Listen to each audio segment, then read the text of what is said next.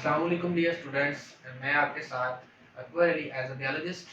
बेटा आज जो हम चैप्टर नंबर 1 स्टार्ट करने जा रहे हैं फर्स्ट ईयर का introduction of biology. Introduction of biology में सबसे पहले अगर हम बात करें तो बेटा बायोलॉजी को डिफाइन करेंगे, ठीक है। अगर बेटा इसके वर्ड की बात करें बायोलॉजी तो it's comes from Greek word, two Greek word bios and logos. Bios mean life and then second logos mean thought और रीजनिंग, ठीक है। इसमें जो उसने बात की है कि जो बायोस है वो वर्ड इसका मतलब है लाइफ, ठीक है। और अगर हम बात करें लोगस की तो बेटा लोगस का मतलब होता है थॉट, किसी चीज के बारे में सोचना, और रीजनिंग उसकी वजह तलाश करना, ठीक है। तो इसका मतलब ये होता है। अगर हम बेटा इसकी डिफाइन करें तो इस तरह हम उसको डिफाइन करते हैं study of living things.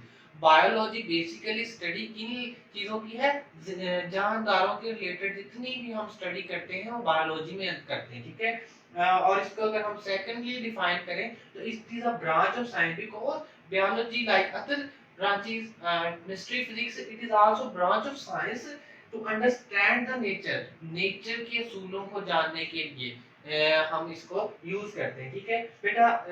Biology और जो बायोलॉजी के इल्म जानता है उसको हम नाम देते हैं बायोलॉजिस्ट का। इसका नाम देते हैं बायोलॉजिस्ट का।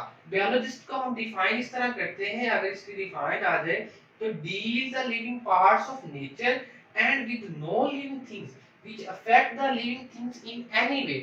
उसने बात यहाँ पे की है कि जो बायोलॉजिस्ट होता है वो लिविंग ऑर्गेनिज्म की स्टडी करता है और किसके ऊपर, जो कि नो लिविंग ऑर्गेनिज्म उनके ऊपर अफेक्ट कर रही होती है, ठीक है। चाहे वो किसी भी वे के थ्रू अफेक्ट कर रही हो तो वो क्या कहलाता है, बायोलॉजिस्ट कहलाता है बेटा।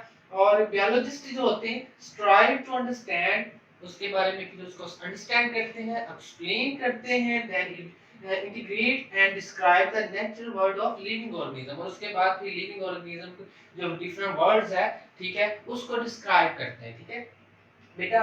अगर हम बात करें व्हाट इज लाइफ, लाइफ क्या है, एक आम आदमी और एक बायोलॉजिस्ट की सोच में बहुत ज्यादा फर्क होता है। तो हम यहाँ पे जो लाइफ की डिफाइन पढ़ेंगे अकॉर्डिंग टू बायोलॉजिस्ट के अकॉर्डिंगली पढ़ेंगे, ठीक है। अकॉर्डिंग टू बायोलॉजिस्ट जो लाइफ है set of characteristics that distinguish living organism from non living object. इसके अंदर इंक्लूडेड डेड ऑर्गेनिज्म। उसने कहा कि एक सेट है कैरेक्टरिस्टिक खसूसियात का जो कि लिविंग ऑर्गेनिज्म को डिस्टिंक्ट मतलब कि उसमें फर्क पैदा करती है किससे, नॉन लिविंग ऑब्जेक्ट्स से, ठीक है। इसके अंदर बेटा जो कि लिविंग ऑर्गेनिज्म की डेथ हो जाती है वो भी इसके अंदर इंक्लूड है नॉन लिविंग ऑब्जेक्ट के अंदर, ठीक है। तो ये बायोलॉजिस्ट इसकी डिफाइन इस तरह करते हैं, ठीक है बेटा। उसने जो कैरेक्टरिस्टिक्स, कौन सी कैरेक्टरिस्टिक्स लिविंग ऑर्गेनिज्म के अंदर होती हैं, वन बाय वन इनको उन्होंने डिस्क्राइब किया, ठीक है। कैरेक्टरिस्टिक्स ऑफ लिविंग ऑर्गेनिज्म, सबसे पहले अगर हम बात करें लिविंग ऑर्गेनिज्म है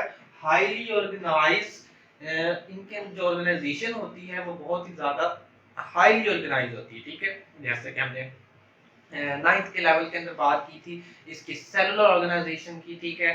तो इसी तरह इसकी जो ऑर्गेनाइजेशन है वो बहुत ही ज्यादा हाईली ऑर्गेनाइज्ड फॉर्म में, ठीक है। इसके अंदर बेटा जो ऑर्गेनाइज है इसके अंदर बेटा मल्टी सेलुलर ऑर्गेनाइजेशन भी आ सकती है, ठीक है। अगर हम बात करें मल्टी सेलुलर ऑर्गेनाइजेशन,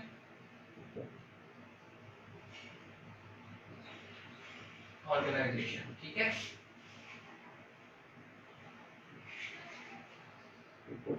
और इसी तरह यूनिसेलुलर ऑर्गेनाइजेशन भी आ सकती है, ठीक है।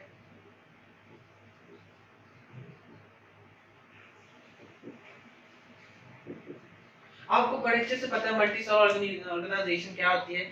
the organism that consists of more than one cells, ठीक है। और इसी तरह यूनिसेलुलर होता है the living organism that's life consists of only one cell like amoeba, ठीक है। उसके बाद अगर बेटा बात करें complex entities composed of one or more cells, उसमें वही बात की कि मल्टी सेलुलर और यूनिसेलुलर हो सकते हैं। वो भी डिपेंड करता है जो लिविंग ऑर्गेनिज्म है उसकी इंटरनल जो सेल्स हैं उसके ऊपर डिपेंड करता है। क्या वो यूनिसेलुलर है, सिंगल सेल पे कंसिस्ट है, या बहुत सारे सेल पे मुश्तमिल है जिसको हम मल्टी सेलुलर का नाम देते हैं, ठीक है बेटा। उसके बाद contain genetic problem of their characteristics, और हर लिविंग ऑर्गेनिज्म का अपना जेनेटिक कैरेक्टरिस्टिक्स होती है, ठीक है। वो जेनेटिकली एक दूसरे से डिफरेंट होते हैं, लेकिन जो ये जेनेटिक कैरेक्टरिस्टिक्स है ये लिविंग ऑर्गेनिज्म को नॉन लिविंग ऑर्गेनिज्म से डिस्टिंग्विश करती हैं, ठीक है।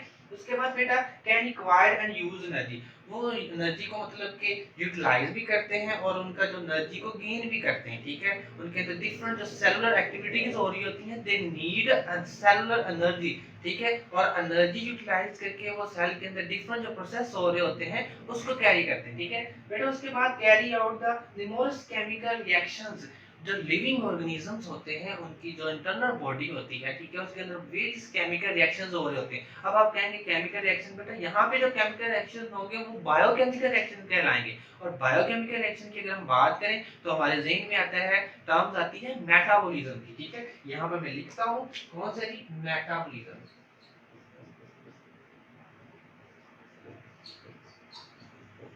Metabolism beta overall biochemical reaction occur inside the living organism is known as metabolism। और मेटाबॉलिज्म की बेटा फर्दर टू टाइप्स हैं, ठीक है। इसको अगर हम बात करें एनाबॉलिज्म की, और दूसरी जो टाइप है वो है कैटाबॉलिज्म। जो एनाबॉलिज्म होता है इसके अंदर फॉर्मेशन कॉम्प्लेक्स कंपाउंड होता है, ठीक है। और जो कैटाबॉलिज्म होती है इसके अंदर ब्रेकडाउन ऑफ कॉम्प्लेक्स कंपाउंड, ठीक है।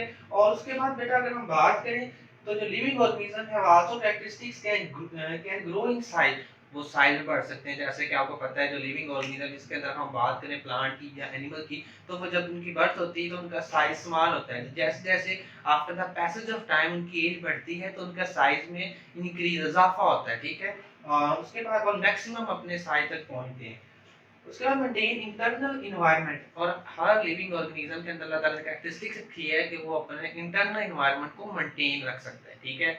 और उसके बाद बेटा अगर बात करें प्रोड्यूस ऑफस्प्रिंग लाइक देमसेल्फ, और अपनी ही तरह के जो लिविंग ऑर्गेनिजम्स हैं वो ऑफस्प्रिंग प्रोड्यूस करते हैं, ठीक है। और उसके बाद response to change in environment, और हर लिविंग ऑर्गेनिज्म बेटा जो होता है वो रिस्पांस शो करता है कोई भी इन्वायरमेंटल चेंज हो, ठीक है। चाहे हम ही हैं, इंसान ही हैं, जब इन्वायरमेंट चेंज होता है तो हम डिफरेंस वेरियस